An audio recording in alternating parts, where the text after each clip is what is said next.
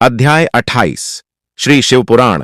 दक्ष यज्ञ का समाचार पा सती का शिव से वहां चलने के लिए अनुरोध।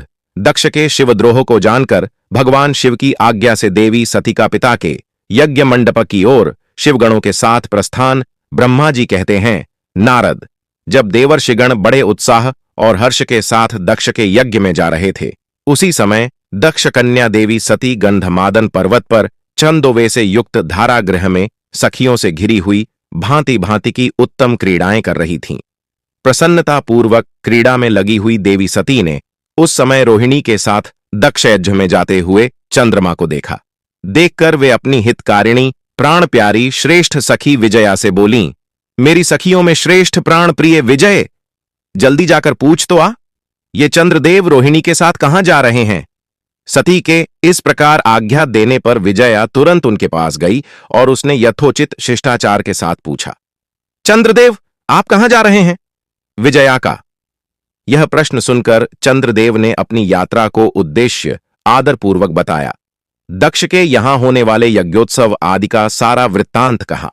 वह सब सुनकर विजया बड़ी उतावली के साथ देवी के पास आई और चंद्रमा ने जो कुछ कहा था वह सब उसने कह सुनाया।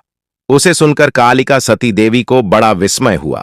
अपने यहां सूचना न मिलने का क्या कारण है, यह बहुत सोचने विचारने पर भी उनकी समझ में नहीं आया।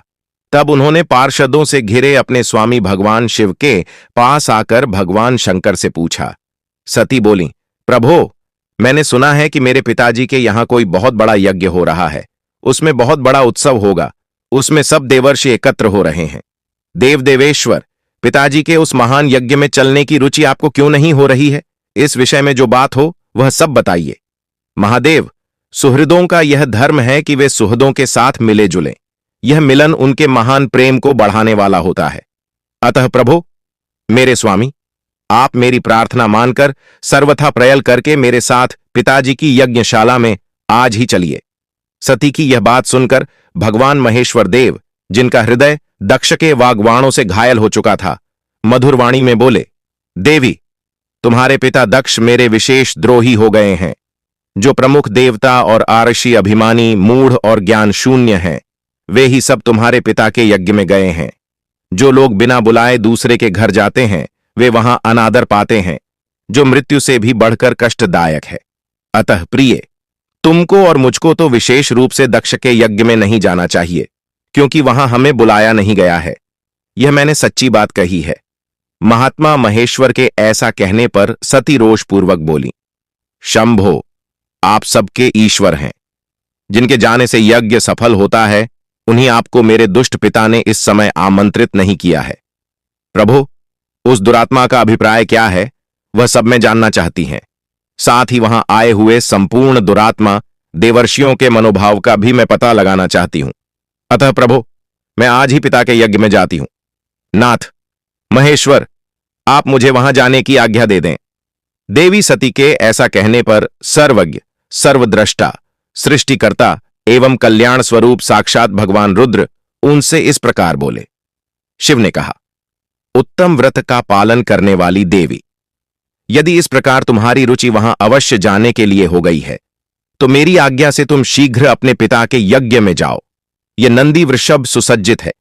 तुम एक महारानी के अनुरूप राजोपचार साथ ले सादर इस पर सवार हो बहुसंख्यक प्रमथ गणों के साथ यात्रा करो। प्रिय, इस विभूषित वृषभ पर आरूढ़ हो।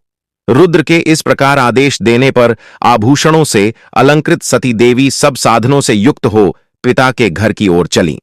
परमात्मा शिव ने उन्हें सुंदर वस्त्र, आभूषण तथा परम उज्ज्वल छत्र, चामर आदि महमराजोचित उपचार दिए। भगवान शिव की आज्ञा से 60,000 रुद्रगण बड़ी प्रसन्नता और महान उत्साह के साथ कौतूहल पूर्वक सती के साथ गए। उस समय वहां यज्ञ के लिए यात्रा करते समय सब ओर महान उत्सव होने लगा। महादेव जी के गणों ने शिवप्रिया सती के लिए बड़ा भारी उत्सव रचाया। वे सभी गण कौतूहलपूर्ण कार्य करने तथा सती और शिव के यश को गाने लगे।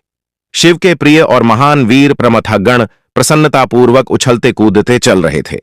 जगदंबा के यात्रा काल में सब प्रकार से बड़ी भारी शोभा हो रही थी।